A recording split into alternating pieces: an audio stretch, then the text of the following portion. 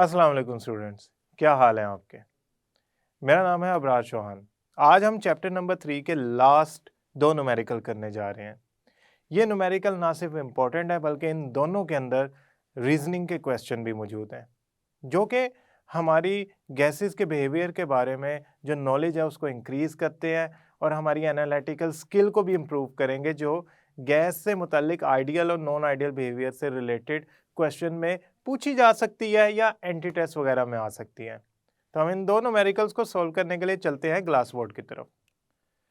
Okay students, आज हमने 2 numerical करने हैं। ये लास्ट 2 न्यूमेरिकल हैं इस चैप्टर की एक्सरसाइज के। ये दोनों बहुत इंपॉर्टेंट हैं। आपने इनको करते हुए एक बात का ध्यान रखना है कि ये जो फर्स्ट यानी कि क्वेश्चन नंबर 23 है, जो सेकंड लास्ट न्यूमेरिकल है, इसमें हमने मास कैलकुलेट करना है। हमारे पास 3 डिफरेंट गैसेस हैं और इसमें एक हिस्सा एनालिटिकल है। एनालिटिकल का मतलब ये है कि वो आपसे एक क्वेश्चन पूछता है कि अगर मैं ऐसा करूं तो गैस को क्या होगा, गैस के मास को क्या होगा, गैस के प्रेशर को क्या होगा।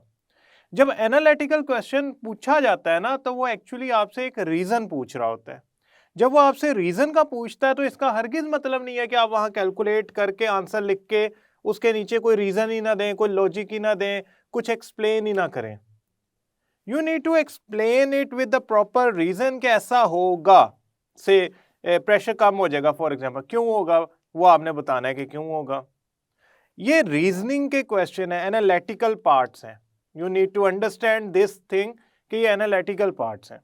तो हम एनालिटिकल पार्ट को एनालिटिकली करेंगे और जो न्यूमेरिकल वाला पोर्शन है मैथमेटिकली उसको वैसे ही करेंगे। चलते हैं हम क्वेश्चन नंबर 23 की तरफ। According to question number 23, we need to calculate the masses of this amount of molecules of hydrogen, oxygen and carbon dioxide. Okay, first part is to calculate the mass. We'll go towards the second part after calculating masses. So let's start with the answer. हमारे पास 3 gases के number of molecules हैं, hydrogen के, oxygen के और carbon dioxide के। इन सारों के जो नंबर ऑफ मॉलिक्यूल्स हैं वो 10 पावर 20 है, 10 पावर 20 है, 10 पावर 20 है मॉलिक्यूल्स। अब एक लम्हे के लिए तो आप यही सोच रहे होंगे कि इसमें कौन सा फार्मूला लगना है ना। हमारे पास एसटीपी का स्टैंडर्ड टेम्परेचर गिवन है, स्टैंडर्ड प्रेशर गिवन है, वॉल्यूम नहीं गिवन।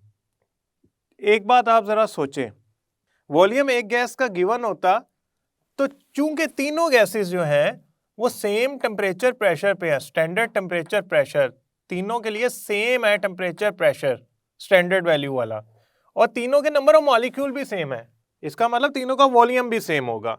अगर एक का वॉल्यूम गिवन होता तो मैं उससे दोनों बाकी वॉल्यूम को एक्सपेक्ट कर सकता था, बता सकता था कि ये है। मेरे पास तो वॉल्यूम नहीं है, मैंने फाइंड भी करना है मैस। तो अगर तो मैं ये फार्मूला यूज करता हूँ जो लास्ट टाइम मैंने किया था, PV is equal to NRT। N क्या होता है, mass over molar mass, RT तो मोलर मैस तो है। मैं आई डू एग्री, मुझे गैस का नाम बता दो मैं मोलर मैस बता दूंगा। हाइड्रोजन का मोलर मैस 2 होता है, H2, 2 हाइड्रोजन 1 + 1 2। R भी पता है, ठीक है, T भी पता है, ठीक है, प्रेशर भी पता है, वॉल्यूम नहीं पता। एक लम्हे के लिए तो आप कहेंगे कि सर ये तो मुझे लगता है कि डाटा ही पूरा नहीं है। ये डाटा पूरा है, एक्चुअली इसको कैलकुलेट करना इस तरीके से नहीं है। इसको कैलकुलेट करने का बड़ा आसान तरीका, बड़े सिंपल मेथड है। हम चलते हैं उस मेथड की तरफ। हम ऐसा करते हैं, सॉल्यूशन की तरफ चलते हैं। Let's find mass of 10 power 20 molecules of hydrogen। ठीक है, बड़ी आसान सी बात है। जरा एक चीज उससे पहले थोड़ा सा समझ लें, आपके लिए और आसानी हो जाएगी। 1 मोल हाइड्रोजन में कितने नंबर ऑफ हाइड्रोजन मॉलिक्यूल्स होते हैं 1 मोल के अंदर? Na Avogadro's number. तो अगर मैं ये बात समझ लूं कि मेरे पास अगर 1 मोल यानी कि 2 ग्राम पर मोल हाइड्रोजन गैस हो या 2 ग्राम हाइड्रोजन गैस हो, तो उसमें 6.02 10⁻23 नंबर ऑफ पार्टिकल्स होंगे, नंबर ऑफ मॉलिक्यूल्स होंगे। यह हमने समझ लेनी है बात। क्यों? 1 मोल कोई भी गैस हो उसमें एवोगैड्रोस नंबर ऑफ पार्टिकल होते हैं। एक मोल गैस हाइड्रोजन की कितने ग्राम के इक्वल होती है? 2 ग्राम के। 2 gram for 1 mole of hydrogen gas will have 6.02 10⁻23 number of particles. ये हमने समझ लेना है। क्यों समझ लेना है? क्योंकि ये स्टैंडर्ड एक हमारे पास रिलेशन है, 9th क्लास से हम पढ़ते आ रहे हैं। किसी सब्सटेंस का एक मोल ले लें तो आपके पास उसमें एवोगैड्रोस नंबर ही होंगे। दिस इज फॉर श्योर, इसमें नहीं हम कोई चेंज कर रहे हैं, ये हमने समझ लिया। अच्छा, मैं यहां लिखता हूं 1 mole of hydrogen will have Na Avogadro's number. Then 1 mole का मतलब क्या है? 1 मोल का मतलब है 2 gram of hydrogen will have Avogadro number. ये बात मैं कह रहा था आपसे। इसको जरा मैथमेटिकली लिखते हैं। 2 ग्राम के अंदर 6.02 10⁻23 नंबर ऑफ पार्टिकल्स होते हैं। तो 10 पावर 20 मॉलिक्यूल्स के अंदर कितने ग्राम होंगे? आप कहेंगे सर x ग्राम। उसके बाद कहेंगे सर ये तो क्रॉस मल्टीप्लिकेशन का फार्मूला बन गया है। सिंपली क्या करें? इसको इससे मल्टीप्लाई करें, इसको इससे मल्टीप्लाई करें, तो आपके पास जो x की वैल्यू आएगी फॉर हाइड्रोजन, x की जो वैल्यू आएगी वो आएगी 2 मल्टीप्लाई बाय 10⁻20 डिवाइडेड बाय 6.02 10⁻23। यहां से x की वैल्यू आ गई हमारे पास 0.3310⁻³ ग्राम्स। लें जी, ये तो मैंने निकाल लिया हाइड्रोजन के ग्राम्स ऑफ हाइड्रोजन गैस। ये तो मेरा आंसर निकलाया हाइड्रोजन का। अब आप कहेंगे सर अगर हाइड्रोजन का इस तरीके से निकल सकता है ना, तो फिर इसका मतलब है कि ऑक्सीजन और कार्बन डाइऑक्साइड का भी इस तरीके से निकल सकता है, क्योंकि अगर हाइड्रोजन के 1 मोल में एवोगैड्रोस नंबर है तो ऑक्सीजन के भी तो एवोगैड्रोस नंबर 1 मोल में ही होते हैं, कार्बन डाइऑक्साइड के भी तो होते हैं, तो आप उनका भी इसी तरीके से निकालेंगे। So let's go for it. Let's find mass of 10⁻20 molecules of oxygen. देखें भाई, ऑक्सीजन का एक मोल कितने ग्राम के इक्वल होता है? 1 mole of oxygen is equal to 32 gram. कैसे पता है? देखें, अगर आपको नहीं आइडिया हो पाता ना कि एक मोल कौन सी गैस के कितने ग्राम के इक्वल होता है, तो उसके मॉलिक्यूलर मास के बराबर जो वेट होगा ना, वो 1 मोल ग्राम के इक्वल होगा। 32 ग्राम कितने रखता है? 6.02 10⁻23। तो x ग्राम कितने रखेगा? 10⁻20 कितने रखेगा? x ग्राम। क्रॉस मल्टीप्लाई करने मैंने पहले बोल दिया, x ग्राम को 10⁻20 क्रॉस मल्टीप्लाई करें तो अब होगा यहां से x is equal to 32 multiply by 10⁻20 divided by 6.02 10⁻23। अब आएंगे ऑक्सीजन के 5.31 10⁻³ ग्राम। ये ले जी, ऑक्सीजन के मैस आ गया है गैस मॉलिक्यूल्स का जो 10⁻20 होंगे।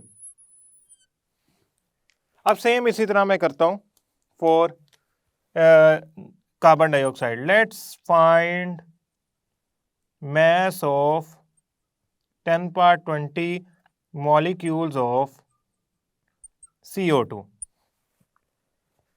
अब CO2 का जो मॉलिक्यूलर मास होता है वो मैं जानता हूं कि शायद आपको याद ना हो, तो मैं ज़रा उसको निकाल देता हूं ताकि आप उसको याद रखें। CO2 एक C प्लस 2 O, एक C 12 होता है, 2 O 32 होते हैं, तो 44 आ गया।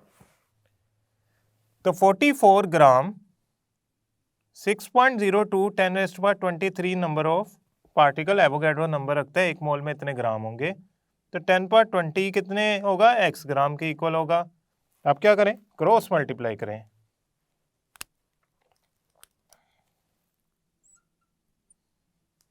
तो x आ गया आपका 10⁻20 multiply by 44 divided by 6.02 10⁻23 now this will come as 7.3 10⁻³ gram. ये CO2 के मैस आ गया मॉलिक्यूल्स का 10⁻20 जो मॉलिक्यूल्स हैं तो उसका मैस ये आ गया। इसके 3 पार्ट से मैंने पहले पार्ट को थोड़ा सा ज़्यादा एक्सप्लेन किया और उसी पैटर्न पे, उसी स्टैंडर्ड प्रोसीजर पे मैंने बाकी 2 का मैस निकाल लिया। तो इसका मतलब ये है कि आप बजाय जनरल गैस इक्वेशन का फार्मूला लगाने के इसको सिंपली इस तरह कैलकुलेट कर सकते हैं। आपको सिंपल पता क्या होना चाहिए, आपको सिंपल ये पता होना चाहिए कि जो मैस है, जो सब्सटेंस का मैस है, वो निकालने के लिए अगर आपके पास नंबर ऑफ पार्टिकल गिवन है तो आप क्या करें, 1 मोल को कंपेयर कर लें, एक्स को 10⁻22 के बराबर रखें, रेशियो लें, वहां से क्रॉस मल्टीप्लाई करें और आंसर आ जाएगा। इतनी कैलकुलेशन सिंप्लीफाई करके फायदा ये होता है कि हमारे स्टेप्स बच जाते हैं। स्टेप बचा के फायदा क्या होता है, स्टेप बचा के सिंपल सा एक फायदा होता है, आंसर सही आता है, कोई गलती नहीं हो पाती। अब स्टूडेंट्स हम जाने लगे क्वेश्चन नंबर 23 के पार्ट बी की तरफ। What will happen to the masses of these gases if we increase the temperature by 100 degree and pressure reduce कर दें 100 मिलीमीटर मरकरी को? रियल गैस है, ऑक्सीजन, हाइड्रोजन और कार्बन डाइऑक्साइड रियल गैस है। Gases के mess को तो temperature बढ़ाने या कम करने से कोई फर्क नहीं पड़ता। ये वॉल्यूम थोड़ी है, ये तो मैस है। ऐसा थोड़ी है कि मेरे पास कार्बन डाइऑक्साइड की 2 ग्राम गैस हो, मैंने टेम्परेचर बढ़ाया तो वो 10 ग्राम हो गई। Mass can never be created, can never be destroyed.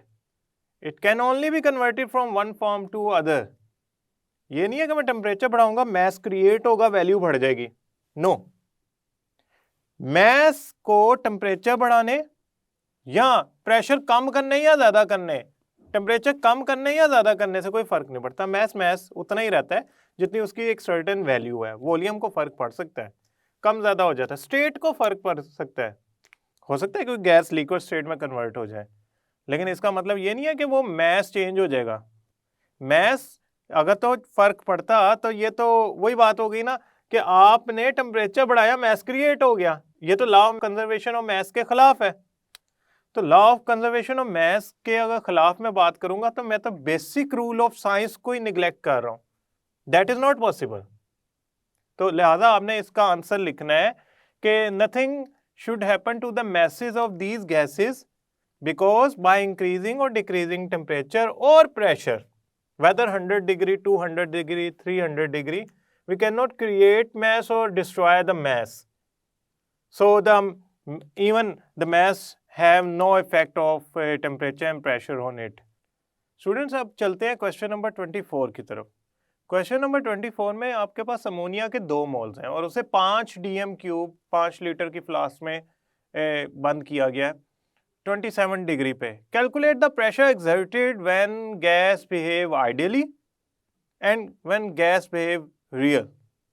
यानी कि वो कहता है कि आप आइडियल गैस इक्वेशन और रियल गैस इक्वेशन दोनों लगा के जरा कैलकुलेट करके बताए प्रेशर कितना लगेगा।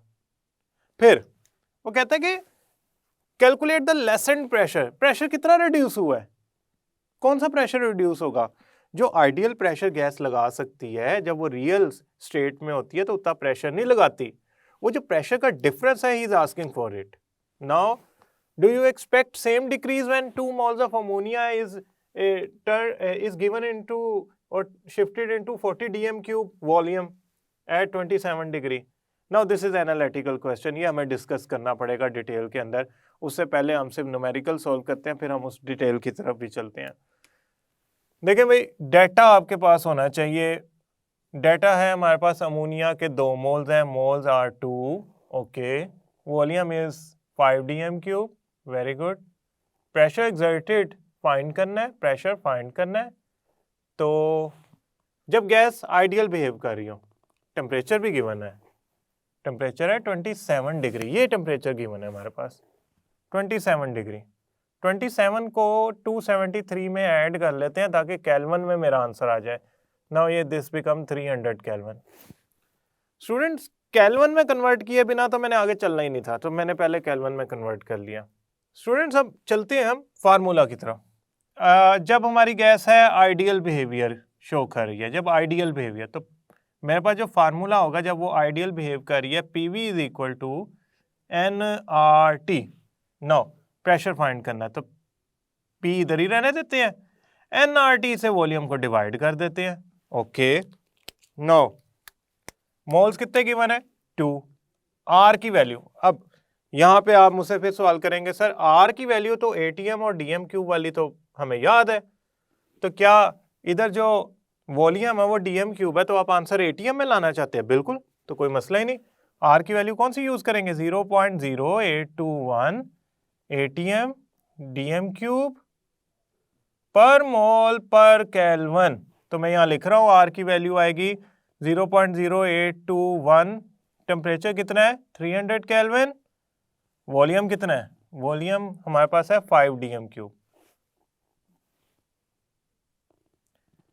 अब आपको बार बार यूनिट्स को यूज करके ये तो अंदाजा हो गया होगा कि मैंने यहाँ यूनिट्स क्यों नहीं लिखे, और मेरे प्रेशर के यूनिट्स क्या आएंगे? प्रेशर के यूनिट्स वही आएंगे जो आर में प्रेशर के यूनिट्स थे, वो क्या थे? ATM।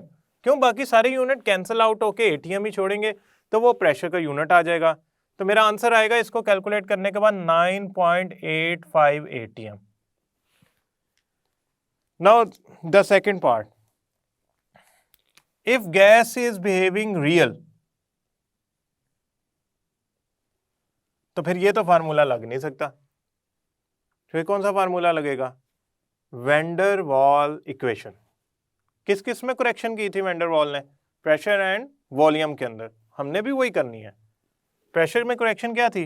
Pressure plus n square A over V square, V minus NB is equal to nRT. This was the correction in volume and pressure.